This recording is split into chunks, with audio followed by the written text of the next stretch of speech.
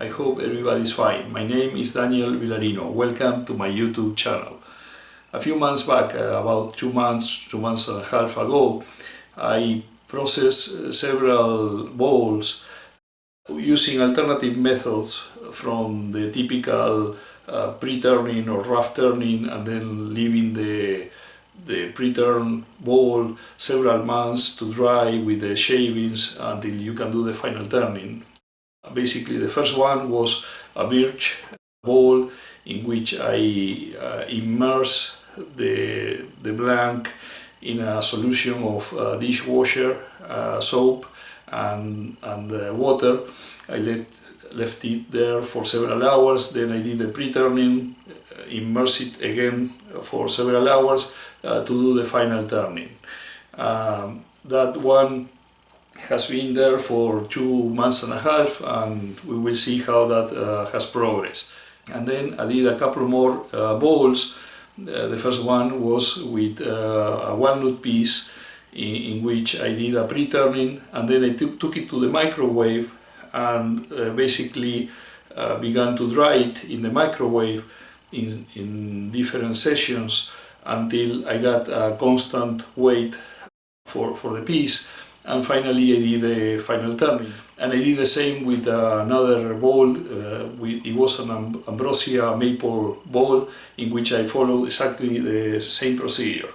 So what I want to do today is to follow up on these bowls and see if there was any further deformation, new cracks, or what happened with them. It has been 2 months and a half since I turned these bowls, and I want to keep monitoring them and giving you updates.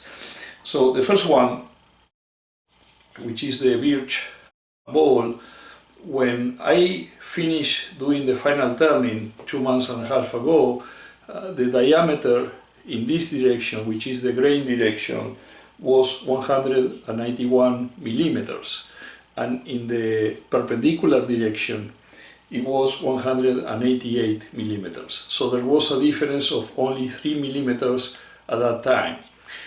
With time, what happened is that in this direction, today I measured it and it was 190 millimeters, and in this direction was 183 millimeters. So basically there was a difference of 7 millimeters instead of the 3 millimeters. That means that there was a shrinking in this direction, a little more than in this direction, but is still not too much. The other thing that I want to show you is that if we place it on a flat surface, there is a bit of movement there. So basically there is a high point and some low points on these two sides. If we place it on the base is stable. There is no movement in the base. And regarding cracks, we had, I don't know if we can notice it there, that one that I filled with CA glue, but besides that there are no new cracks. The finish held as it was during that video. There are no new cracks inside either. So in that sense, the method worked pretty well. In the case of the walnut bowl, I also did the measuring, and in the direction of the grain, which is basically this direction here, today it had 209 millimeters. In the perpendicular direction it had 210 millimeters, so there is only 1 millimeter of difference. If we take a look, you will see here the crack that we filled with CA glue. At that time you can see some sort of a bright spot there for the crack, but besides that there are no additional cracks, and there are no additional cracks in the interior as well. So there was no further deformity, as you can also appreciate when you place it flat against the table. There is no movement in any direction, either with the rim or in the base. So basically this one remained much more stable. The final one is this one, which is the maple with the ambrosia stains, and in the direction of the grain, which is this direction here, is 159 millimeters. When we go perpendicular to that direction, is 157 millimeters. So basically there was only 2 millimeters of difference since I did the ball until today. You can check the finish is still very nice. There are no cracks in either on the outside or the inside.